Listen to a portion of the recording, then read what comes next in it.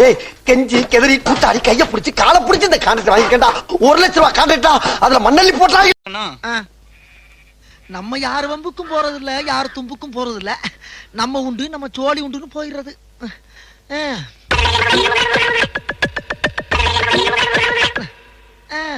என்ன பொழப்பு மனுஷன், இன்னைக்கு இருப்பான் நாளைக்கு இருப்பான், நாளை கழிச்சு ஊருக்கு போடாம இருக்கேன். அங்க என் தங்கச்சிக்கு சடங்கு.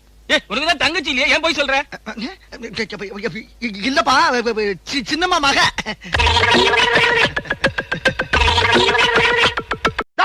நீங்க எங்க போறீங்க? ஆணி போடுங்க. ஆணியா புடுங்க வேணாம், வாங்கடா. நீங்க